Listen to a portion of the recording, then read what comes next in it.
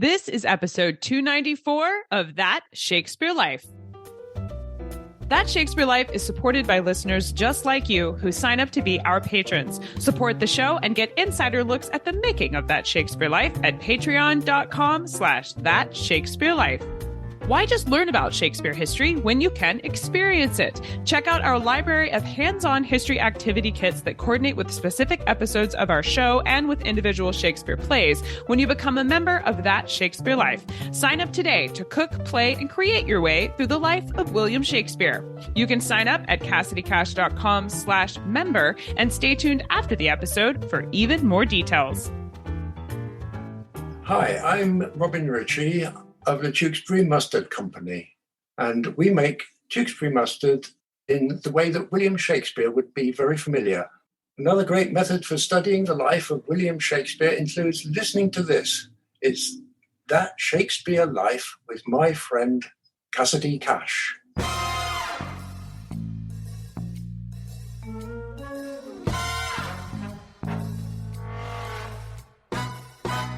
A Christmas carol describes anything that's sung at Christmas, whether it's a simple ballad or a massive consort song or a polyphonic madrigal. And it might be religious, or it might be something like, Thomas Wilkes wrote a 5-part song called To Shorten Winter's Sadness. And this is basically, it's winter, we're going to eat lots of good food and have fun and do some mumming and let's get drunk, which has no religion in it at all, but it's also a Christmas carol. Welcome to That Shakespeare Life with Cassidy Cash. Cassidy believes that if you desire to successfully learn or perform Shakespeare's plays, then understanding the real life and history of William Shakespeare himself is a must. That Shakespeare Life is the podcast that helps you go beyond the curtain of some of Shakespeare's most iconic works and explore the world of early modern England as Shakespeare would have lived it, learning from the writers, historians, and performers who know it best. And now, here's Cassidy. It's finally December, and that means for many of us that the Christmas tree is lit, lights are hung, and we're enjoying all the Christmas music playing on the radio. Of course, William Shakespeare didn't have a radio, but he did have not only Christmas songs, but he celebrated the holidays with songs that are very similar to the ones we sing today. One particular form of vocal performance, known as the madrigal, rose to prominence in early modern England as an adaptation of earlier Italian poetry set to music, which English composers transformed into a uniquely English genre. The madrigal was a popular way to celebrate a wide variety of events and occasions, but one particular place it was celebrated was Christmas. There are specific Christmas madrigals that were written to celebrate the holidays during Shakespeare's lifetime. Here today to share with us the history of the madrigal and some samples of real Christmas carols that Shakespeare would have heard in the 16th century is our guest, historian, and early music specialist, Tasmin Lewis. Tasmin Lewis is a musician and historian. She studied violin at the Florence Conservatoire before reading classics and Italian at Oxford. She directs the early music ensemble Pasamezzo and has written, arranged, directed, and played music for theater productions at venues including Shakespeare's Globe, The Rose, and Hampton Court. She collaborates with theater and dance historians and practitioners to reconstruct masques and other 16th and 17th century entertainments. Tasmin has done recent work in TV and film, including Talking with Lucy Worsley about 16th century Christmas customs in 12 Days of Tudor Christmas, and she worked as a consultant on the television show Discovery of Witches, among several others.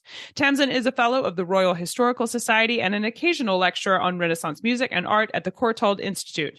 Find out more about Tasmin and connect with her work in the show notes for today's episode. Hello, Tasmin. Welcome to That Shakespeare Life. Hi, Cassidy. It's lovely to be here. What is the typical format of a madrigal that makes it recognizable alongside other forms of early modern music? So madrigals, the term madrigal covers a wide range of things, but it's essentially, it's a song that is in parts. It's usually polyphonic with each of the lines being equally important. It could be just for 2 singers to sing. It could be for as many as 8 singers to sing, sometimes even more. So it's hard to pin down to one thing.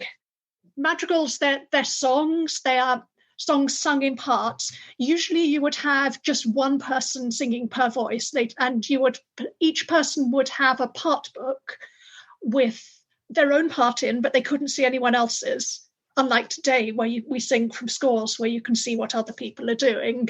They're not in Latin, they're secular songs, so they are written in the vernacular usually.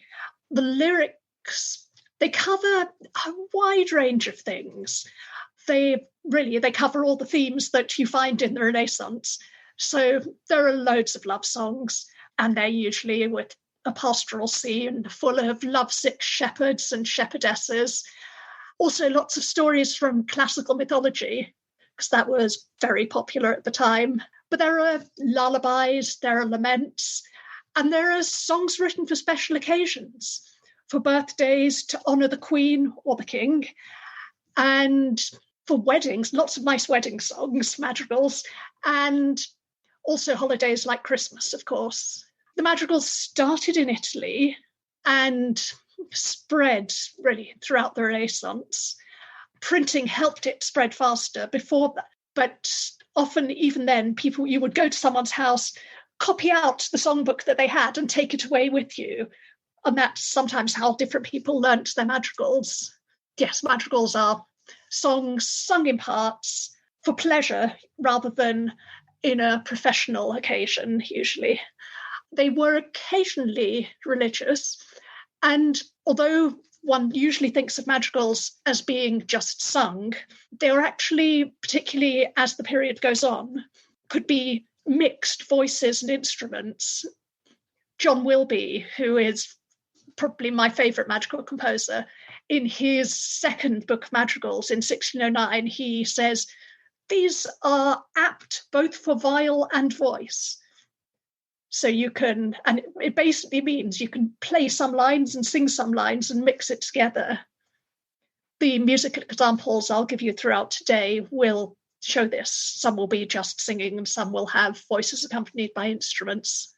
When the English adapted the Italian madrigal, what did they change or add to this art form that created something that was uniquely English?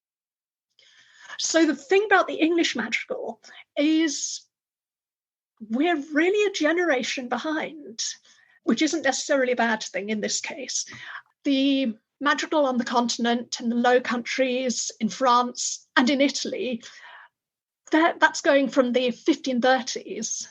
And we do know that some of these got over to England and were sung. There are manuscript sources and literary sources where they describe people doing these things. But it didn't take off as an English thing, really. There were English part songs, secular songs where people did things, but nothing where one composer would put together a whole load of beautiful songs, part songs in this way, until something called Musica Transalpina in 1588, which was really the catalyst that set everything going. It was a collection of 46 madrigals, as you hear from the name, Transalpina, over the Alps. These are songs that were brought over the Alps, and they were by some of the best composers around, by Ferrabosco and Palestrina, Lassus, Marenzio, and many others too. And they had been Englished, is the description that's given to them. So they used the tunes, all of the notes that Marenzio, Lassus, and the rest of them had put down, but instead of the poetry, which was usually in Italian from Petrarch or other more modern sources, they translated these into English, but made it fit the meter of the songs. And this was hugely popular. It sold out. And also two of the songs in the collection were by William Byrd, the English composer, and he himself produced his own book of madrigals in that year, 1588, Psalms, Songs and Sonnets, which is really one of the first times when you have an English composer putting so many pieces just of his own in one place. And in the next 30 years, it just took off. Composers like Thomas Morley, John Wilby, Michael East, Orlando Gibbons, Robert Jones, Thomas Tompkins, Thomas Wilkes, John Ward, so many more. They created their own collections of songs, and each of them added their own touch to it. The fact that we're in the 1580s, 1590s, early 1600s means that the development of the madrigal in England coincided with the literary Renaissance. So you've got really the best poetry that's ever been produced in this land coming at the same time as people were setting the words. And although there are no surviving contemporary madrigals with words by Shakespeare, there are certainly madrigals with lyrics by Philip Sidney or Walter Raleigh, Chidiock Titchbourne, Foot Greville, Michael Drayton, and many, many more. I think there's some Marlowe as well. And Shakespeare's plays, of course, do contain madrigals. Twelfth Night is probably the play with the most music. And there's Robert Jones's madrigal, Farewell, Dear Love, is one of the songs that is sung in that. Something else that distinguishes English madrigals is the use of word painting. This is where the music imitates the words, for want of better description. So if there's a madrigal by Thomas Morley, where as they climb up a mountain, the notes go up, and as they run down, the notes go down. They're running down a pace, so all the voices are chasing each other as they go down. It's not slow climbing, you can tell they're running. And then it says they went 2 by 2, and you have only 2 voices singing then, and 3 by 3, at which point you have 3 voices. And then they say, leaving her all alone. And suddenly you've only got 1 voice for that. And there's a wonderful symbiosis between music and words at this time. The Italians did it too, but the English really developed it. There's one where someone really wants to sleep and they can't, and you can hear the music trying to slow down because they're tired and being jerked awake again. If they're distressed, they'll say there are hellish jarring sounds, and there's a really nasty discord, so that even if you didn't know the words, you would know what the words are saying because the music's telling you. Because again, you said the language in this was Latin, so not everybody would know. No, the language is English. This is what I said is it isn't Latin. That was the point I was making. Okay. It's in the vernacular. So we're using, you've got someone like Philip Sidney. So you make the most of his words, and it's, in a way, the singing the words heightens their meaning. It's like a soundtrack to an audio drama. Absolutely. That's a perfect description for word painting. If this form of music was performed on, sometimes created for specific occasions, as you alluded to earlier, like Christmas, what's the difference between a madrigal and what we think of as a Christmas carol? Both terms are really flexible. The term carol is one that, the term carol comes from the Latin word carola, and originally it's a dance. It's a round dance. People sing and they dance. And it gradually becomes to be more of a song than a dance. And now we call them Christmas carols. In those days, they called them Christmas carols, but the words even then didn't need to be for Christmas. And there were collections of Christmas carols, sometimes with just lyrics, sometimes with the music, printed in England from 1520s onwards, really. And these carols could be anything from very simple ballads, which is a popular melody that something everyone would know that you would write Christmassy words to, sometimes religious, sometimes secular. So these are definitely not madrigals. But then there are also madrigals where of different sorts. There are plain part songs where it's just a simple tune with all the other lines just harmonizing with it and not doing anything complicated. An anonymous song called Remember, O Thou Man, that first appears in, I think it's the 1550s in Wedderburn, in Scotland. But Thomas Ravenscroft, in his collection of popular songs, in his book Deuteramelia in 1609, includes it and names it A Christmas Carol, where he gives it 4-part harmonies. I'll give you a sound clip for that. Oh, I'm so excited. We're going to hear a Christmas carol straight from the life of William Shakespeare. Remember, oh the man, oh the man, oh the man. Remember, oh the man, thy time is spent. Remember, oh the man, how thou'rt dead and gone, and I did what I can, therefore repent.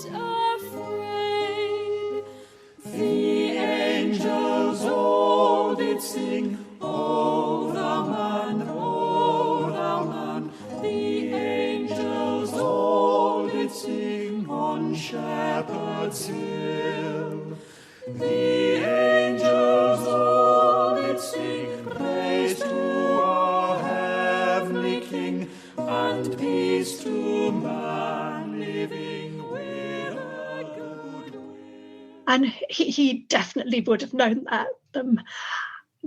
So we've got the sort of thing that Ravenscroft did that he calls A Christmas Carol, and that's very simple. But then you've got something quite different. You've got, in William Byrd's Songs of Sundry Nature, which was printed in 1589, he's got a beautiful song in 5 and 6 parts called From Virgin's Womb, and he describes it as a carol for Christmas Day. And this is a world away from the Ravenscroft song. It's in 2 parts. The first part has one voice, another voice, and viols. And then the second voice, which is a cheerful chorus, is just the voices and no instruments. But it's a madrigal still.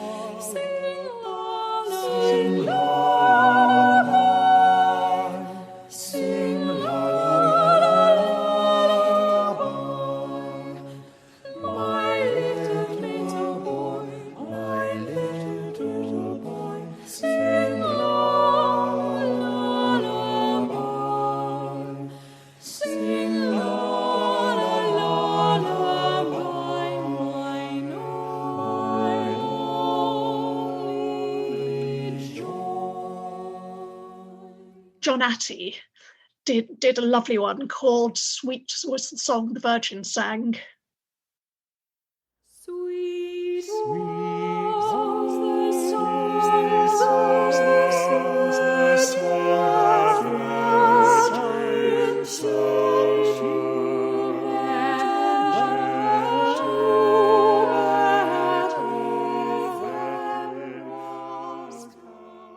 you really can tell the difference between the carol and the madrigal, just the complicatedness of the sounds, like you're saying, with the second part with no instruments versus having them both together and the harmonies. That's neat that they had both to celebrate the holiday. But they are both carols. This is the interesting thing. Carol basically describes anything that is sung. A Christmas carol describes anything that's sung at Christmas, whether it's a simple ballad or a massive consort song or a polyphonic madrigal. And it might be religious, or it might be something like, Thomas Wilkes wrote a 5-part song called To Shorten Winter's Sadness.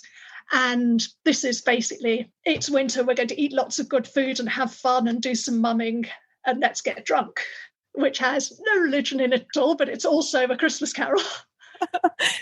To shorten winter's sadness, see where the nymphs with gladness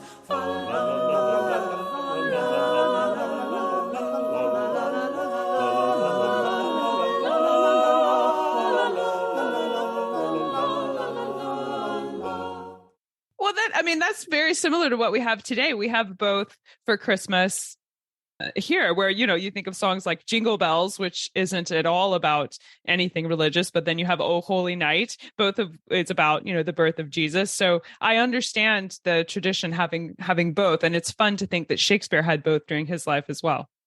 Very much so. Christmas in Shakespeare's time, for us, in England anyway, it seems to start in the shops at Halloween, if not before. And by the time you get to Boxing Day, they've started putting Easter eggs in the shops. But in Shakespeare's time, Christmas did start also at Halloween. The famous saying is that Christmas goes from Hallowtide to Candlemas, which meant that it started in November, end of October, November, and then there was a fast. And then there was the Feast of Christmas with its 12 days, but it didn't finish on 12th night. It carries on until the 2nd of February, which is Candlemas. There aren't any, or at least none that survive, of these during Shakespeare's lifetime, but throughout the early and mid-17th century, there are books printed. They're ballad books, and they're simply books of lyrics, and they say, to the tune of Troy Town, or to the tune of Bonny Sweet Robin, or whatever. And they are collections of carols that are written for specific days of Christmas. Often you will get, you've got Christmas Eve, you've got Christmas Day, you've got St. Stephen's Day on the 26th, St. John's Day on the 27th, Innocents' Day on the 28th, you've got the Feast of the Circumcision for New Year's Day, as well as New Year's Day itself, which is a time for giving gifts. 12th night, 12th and 12th day, and you have songs. There are songs for all of these. There are religious songs for them, and there are songs just about what we're going to eat and all the games you're going to play. There's some lovely games they played. I was talking about the educated classes, the merchant classes, the gentry, the aristocracy, singing madrigals, making music together. And it really was something that everyone could do. Remember, they didn't have television. And there's a wonderful description in Thomas Morley's Plain and Easy Introduction to Music, where a man says, I went to supper with these friends, and after supper, they brought up music books.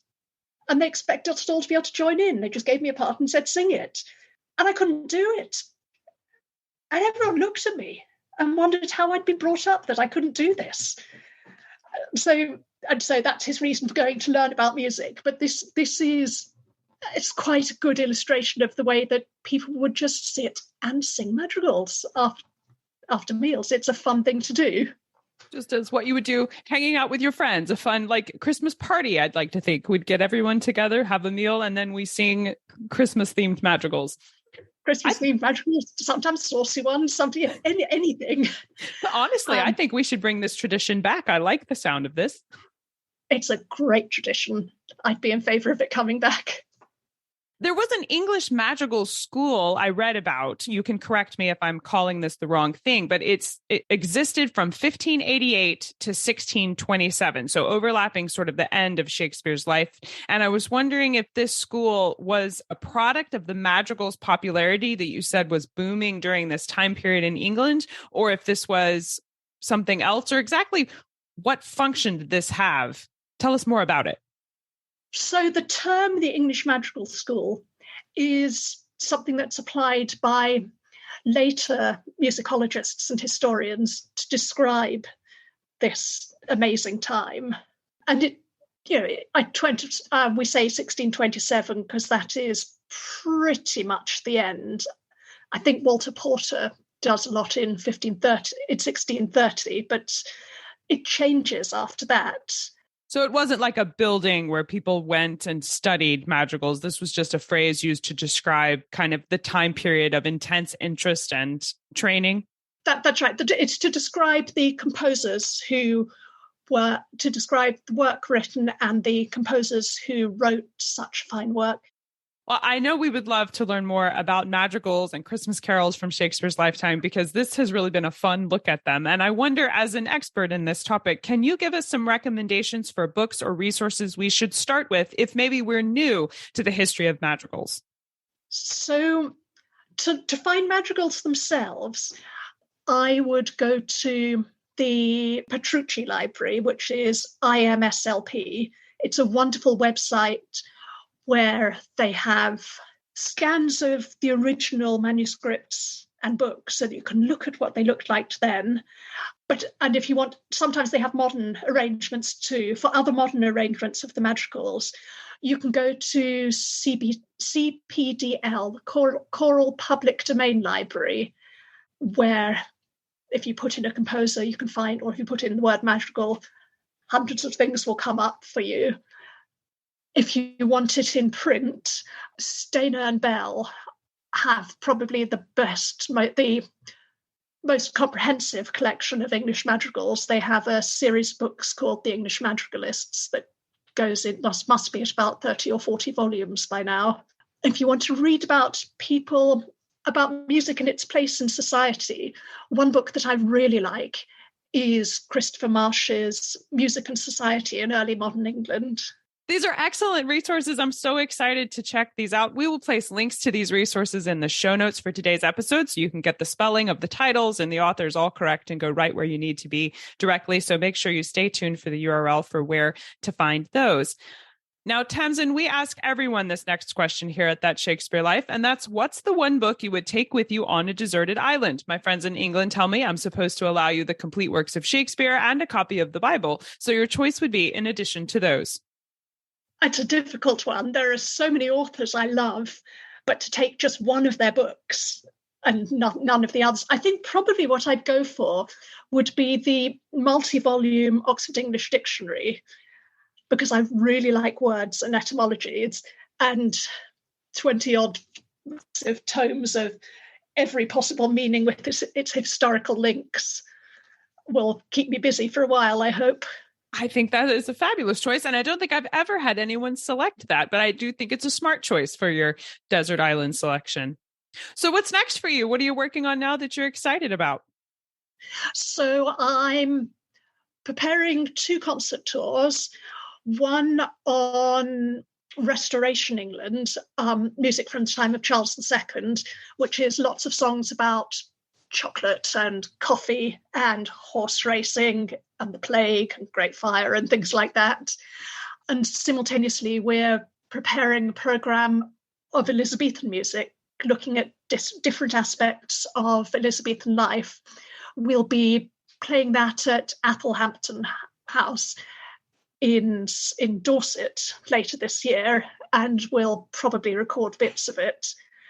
I'm also writing a book on John Playford's London, all the places in 17th century London that have pieces of music written for them. You can map your way around London that way. And I'm applying for funding, so it may or may not happen, to look at greensleeves and costume. Because the ballad Greensleeves is, apart from everyone knows it, it's not written by Henry VIII, and it's in Shakespeare and Merry Wives of Windsor, but the whole ballad is 17 verses. Most of it is all the gifts that this man who is showering on this woman who doesn't want them. And it's a bit like it's a bit of a stalker's charter, really, because he dresses her from the skin up, and it describes every item of clothing.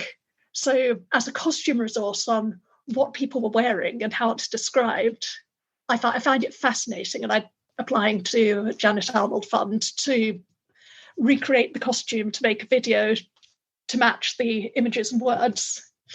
What a wonderful collection. This all sounds like great things, and we will place links in the show notes for where you can follow Tamsin's work and the places where these concerts and events are taking place, so you can attend if you're able to do that. Tasmin Lewis, thank you so much for being here and sharing with us the history of madrigals for Shakespeare's lifetime and giving us a little slice of what Christmas carols would have been like. It's been really fun to hear some of the sounds and songs that Shakespeare would have used to celebrate the Christmas holidays in his lifetime. And I really appreciate you being here to share these songs with us. Thank you so much. It's been a privilege. Inside the show notes for today's episode, we've placed visuals of the history you're learning about in our conversation, including pictures of Elizabethan madrigals and full song samples from Pasamezzo, where you can hear recreations of popular Christmas songs from Shakespeare's lifetime, along with links to more information, pictures, and images all about the various composers that you heard about during our conversation. You can really dive into the visual parts of the history we shared with you today, all packed into the show notes at CassidyCash.com/episode 294. That's CassidyCash.com/episode 294. And don't forget to check those show notes for a special Christmas gift just from me to you to say thanks for listening to our show.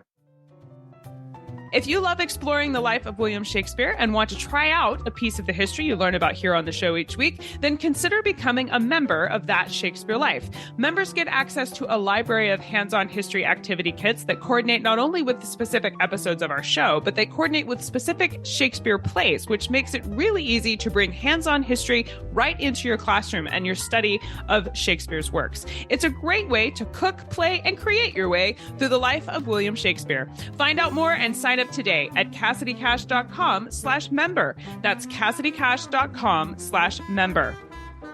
Patrons of our show get 40% off of membership to That Shakespeare Life, plus access to the making of our show, including video versions of episodes here and a library of over 150 additional episodes not available on public listening platforms. You can become a patron today at patreon.com/thatshakespearelife. That's patreon.com/thatshakespearelife. That Shakespeare Life is researched and produced by me, Cassidy Cash. Our audio engineer is Gary Mayholm. That's it for this week. Thank you for listening. I hope you will join us for our entire Christmas series coming up this month in December, and that you enjoy the Christmas holidays with now some wonderful Christmas songs to go with it. I'm Cassidy Cash, and I hope you learned something new about the Bard. I'll see you next time. Bye-bye. Thank you for listening to That Shakespeare Life. As always, the best conversations happen after the episode over at CassidyCash.com. Become a part of a vibrant Shakespeare conversation by adding your voice over at the website. Until next time, remember, when you want to know William Shakespeare, you have to go behind the curtain and into That Shakespeare Life.